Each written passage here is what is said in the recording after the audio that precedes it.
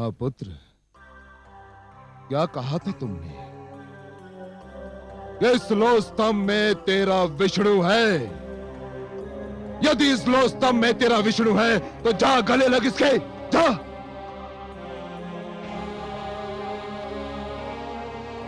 आगे बढ़ दुष्ट, अपने विष्णु का आलिंगन कर, जा। जो आज्ञा पिताश्री, आपका आशीर्वाद चाहिए। ओम नमो भगवते वासुदेवाय। ओम नमो, ओम नमो।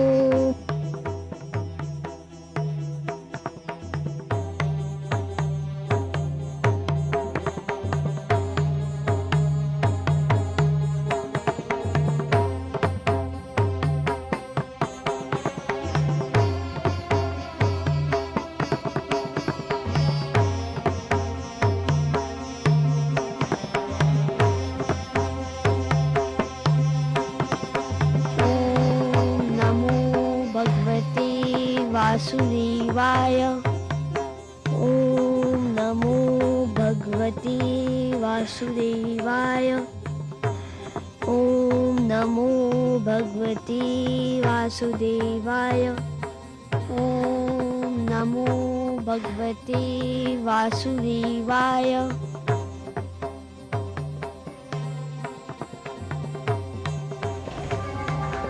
मैं अपने विष्णु के गले लग गया पिताश्री। धूर्त कपटी, अवश्य तेरे पास मायावी शक्तियां हैं जिसकी सहायता से तूने इस लो स्तंभ को ठंडा कर दिया। सैनिकों, बांध दो इसे इसी खंबे से। आज मैं इसके प्राण लेकर ही दम लूंगा। बांध दो इसे।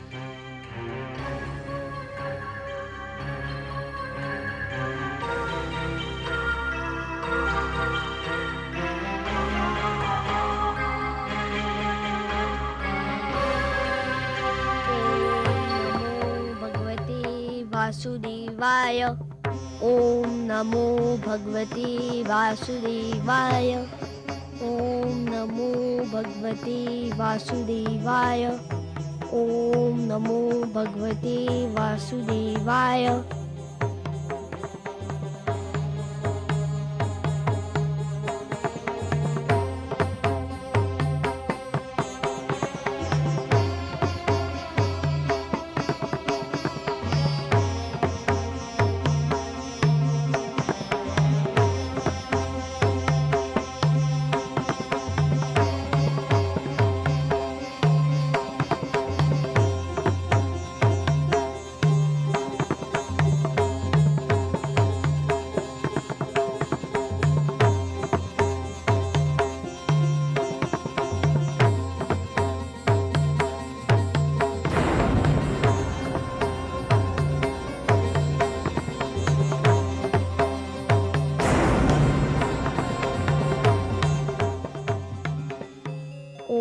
नमो भगवते वासुदेवाय।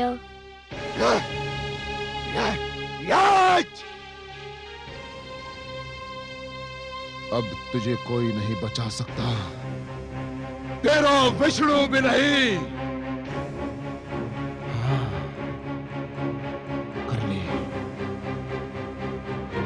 कर ले अपने विष्णु का मन भर के स्मरण कर ले। यदि तेरे कथनानुसार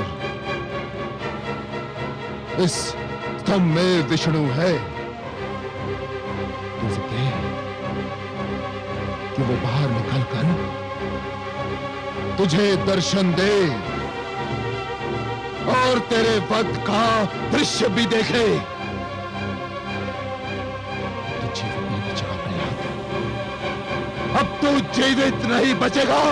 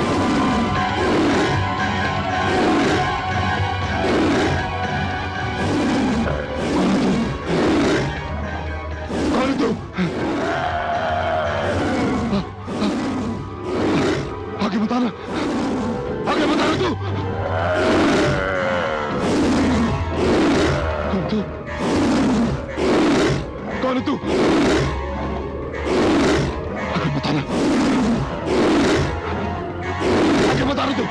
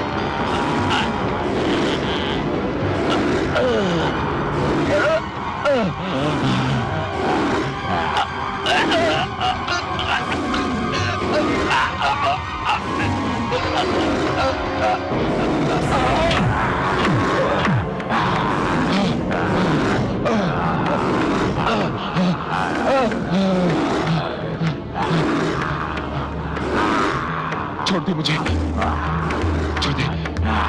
कौन है तू? मैं तेरी मृत्यु हूं धूर्त, तेरा काल।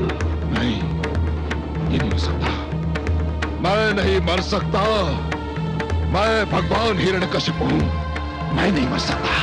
क्यों नहीं मर सकता दुष्ट? क्या तूने किसी माता के गर्भ से जन्म नहीं लिया है?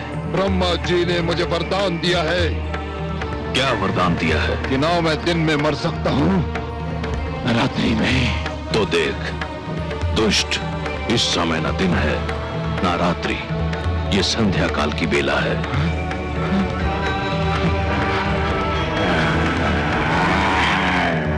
ना मैं घर के भीतर मर सकता हूं, न घर के बाहर। तू न घर के भीतर है न घर के बाहर, तू इस समय चौखट पर है।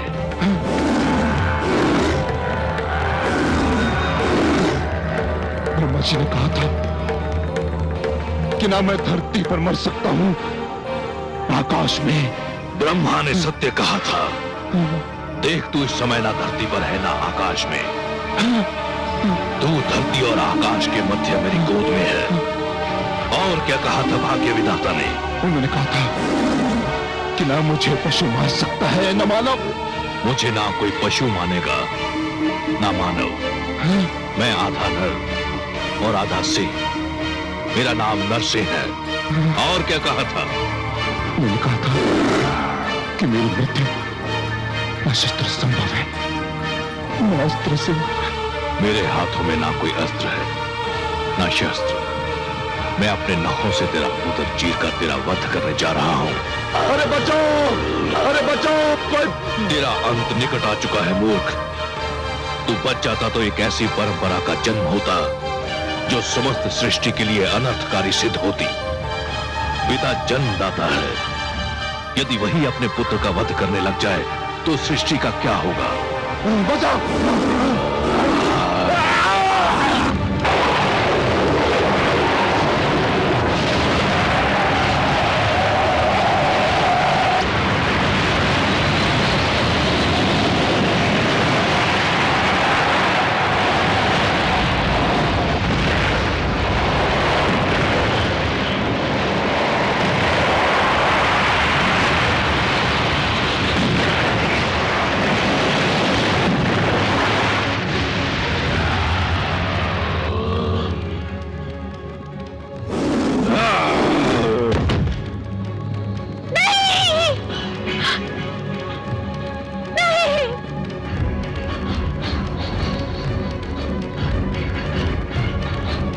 पापी, महापापी, अधर्मी, तूने मेरे भक्तों, संतों, महात्माओं और सत्य के पथ के पथिकों का जीवन संकट में डाल दिया था। मेरी ही इच्छा से प्रहलाद जैसे भक्त का जन्म असुर कुल में हुआ, ताकि तेरे अभिमान को तेरा ही रक्त ललकारे और संसार को यह ज्ञान भी हो कि असुरों में भी महापुरुषों का जन्म संभव है। हे नराधम, तूने ब्रह्मा से छल द्वारा एक वरदान क्या मांग लिया तूने वास्तव में यह समझ लिया कि तुझे मृत्यु से मुक्ति मिल गई। मूर्ख, परमेश्वर के अतिरिक्त जन्म और मृत्यु के चक्र से कोई मुक्त नहीं है। तेरे मन में यह भ्रम समा गया कि तू श्रेष्ठ है, तू सर्वशक्तिमान है।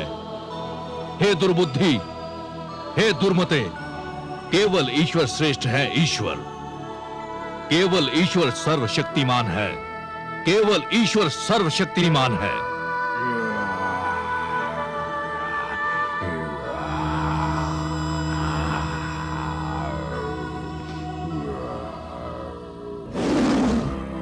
शांत हो जाइए हे विश्वेश्वर, शांत हो जाइए। नहीं, आज संसार को यह ज्ञात हो जाना चाहिए कि परमेश्वर की शक्ति को ललकारने वालों का क्या परिणाम होता है।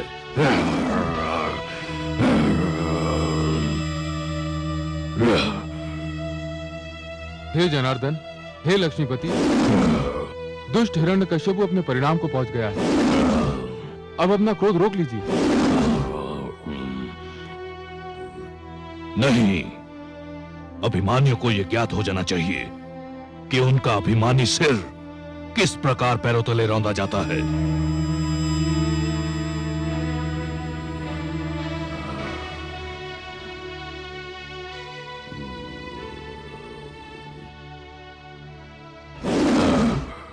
हे वासुदेव, आपने न्याय कर दिया है। हिरण्यकशिपु के शरीर के साथ उसका अभिमान भी ठंडा पड़ चुका है। अब अपने प्रकोप को समेट लीजिए, नहीं तो समस्त सृष्टि उसकी चपेट में आ जाएगी। इस पापी ने स्वयं को ईश्वर कहा था, स्वयं को सर्वशक्तिमान कहा था, मेरे भक्तों को कष्ट दिया था। देख ले, आज समस्त संसार देख ले कि स्वयं को ईश्वर कहने वाले, स्वयं को सर्वशक्तिमान मानने वाले किस प्रकार धूल में मिला दिए जाते हैं।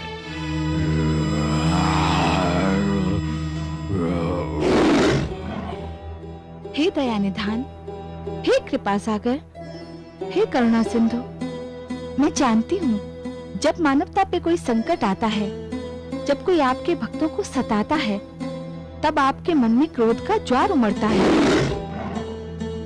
परंतु हे सर्वेश्वर, आपके भक्तों के शत्रु को आपने अपने हाथों से मारा है। अब तो आप शांत हो जाइए। कैसे शांत हो जाऊं? अधर्म को कैसे सहन कर लूं? अधर्म मेरे समक्ष मृत पड़ा है और अधर्म को तो मैं मृतक रूप में भी नहीं दे सकता।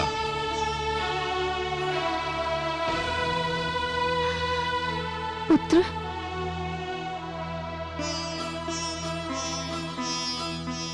पुत्र, इनके क्रोध का कारण है तुम्हारा कष्ट।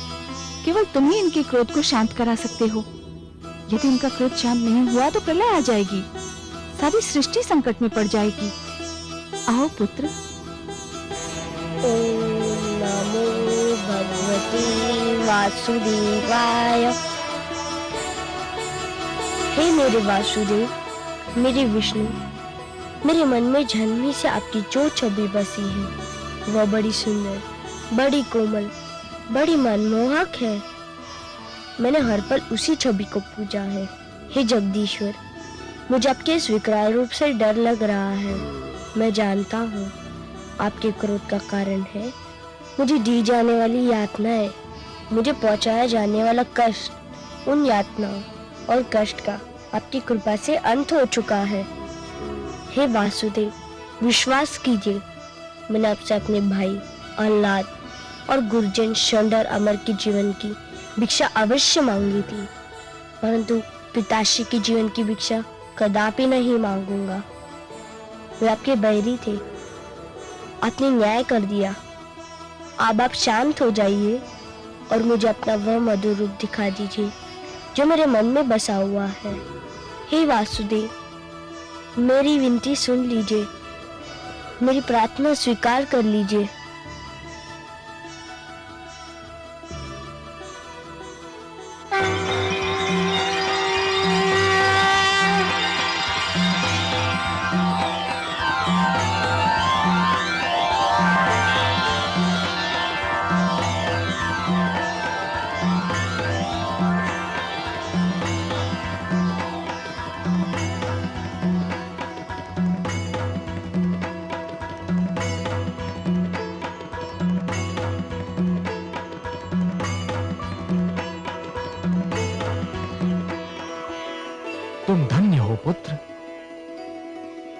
तुम धन्य हो।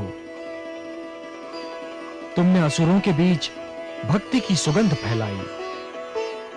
तुमने दानवता के अंधकार में सत्य का दीप जलाया। तुमने असभ्यता की इस कीचड़ में सभ्यता का कमल खिलाया। तुमने इतनी छोटी आयु में मेरी राह में इतने सारे कष्ट सहे, परंतु अपने धैर्य का साथ नहीं छोड़ा। तुमने सबको यह दिखा दिया कि एक गुरु कैसा हो, शिष्य कैसा हो, शिक्षा कैसी हो। मैं तुमसे अत्यंत प्रसन्न हूं पुत्र प्रहलाद, अत्यंत प्रसन्न हूं। तुम मेरे परम भक्तों में गिने जाओगे। जब तक ये समस्त संसार रहेगा, कोई भी तुम्हारा नाम कदापि नहीं भूल पाएगा।